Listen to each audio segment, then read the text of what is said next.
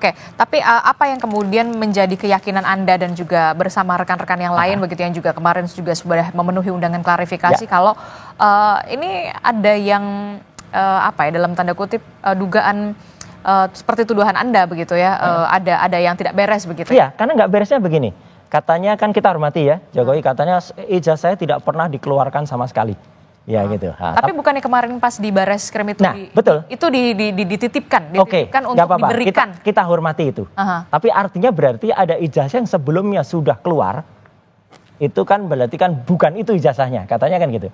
Oke. Nah, berarti ijazah yang pernah ditunjukkan oleh salah seorang kader partai, ya, itulah seharusnya justru terlapor. Dia harusnya disebut membuang hoax ya gitu, atau kemudian menyampaikan hoax. Karena apa? Karena jelas betul yang dia sampaikan ini biar nggak ribut atau biar tenang lebarannya. Waktu itu tanggal 1 April dia bilang inilah yang asli. Itu dia bilang. Begitu dia bilang yang asli dan ternyata disebut itu bukan yang asli. Dr. Rismond, Dr. Roy, Dr. Tifa menganalisis yang salah. Lah berarti orang yang memastikan yang itu yang asli itu harusnya diperiksa dulu. Dan dialah sebenarnya bisa kena di dalam pasal 32 dan 35 Undang-Undang ITE. Kami ini kan tidak melakukan apapun terhadap ijazah itu.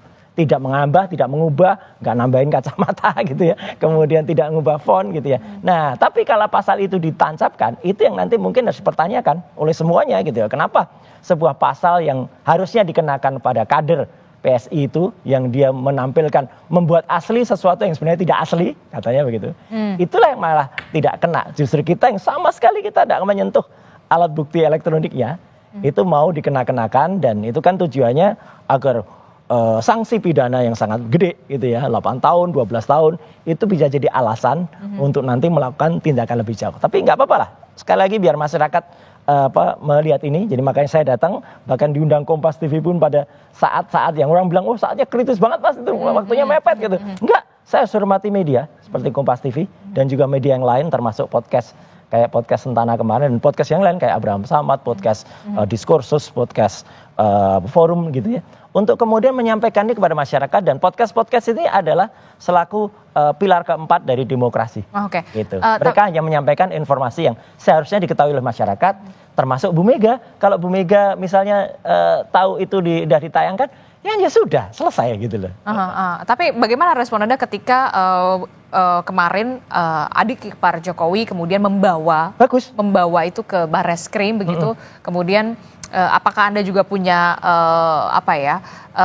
keyakinan kuat tentang apa yang sudah Anda katakan pada kita hormati semua. Jadi bahwa Pak Wahyudi atau siapa gitu namanya kemarin adik ipar atau adiknya Iriana itu bawa, meskipun itu agak lucu gitu. Artinya kan harusnya dia itu dipanggil gitu ya. Dipanggil kemudian ada proses penyitaan gitu. Ini kan kemarin hanya ditunjukkan ketika dia datang. Tapi oke lah, itu kita hormati semua.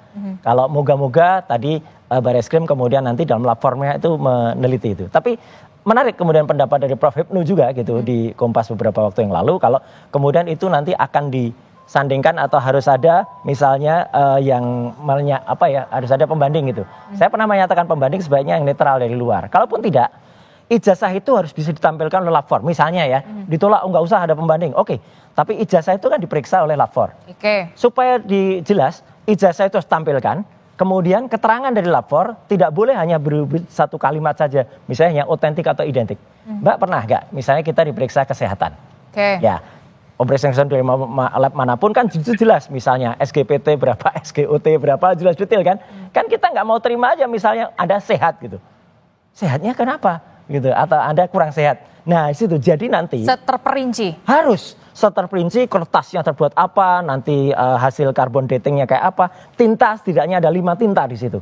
Tinta pertama itu tinta cetaknya menuliskan ijazah, kemudian telah diberikan bla bla bla bla, kemudian nama cetak itu. Kemudian tinta yang kedua itu tinta nuliskan nama, ya oleh si penulis nama. Itu juga tintanya beda. Tinta ketiga itu adalah tinta tanda tangan tanda tangan rektor. Dan juga tanda tangan dekan. Itu tintanya pasti lain-lain. Tinta yang keempat, tinta yang kemudian untuk logo UGM. Yang sifatnya itu adalah warnanya emas gitu ya. Nah tinta selanjutnya adalah tinta berupa cap dari fakultas yang ada. Nah itu harus ada keterangannya masing-masing. Tinta terbuat dari apa namanya, kimianya apa, unsurnya apa saja.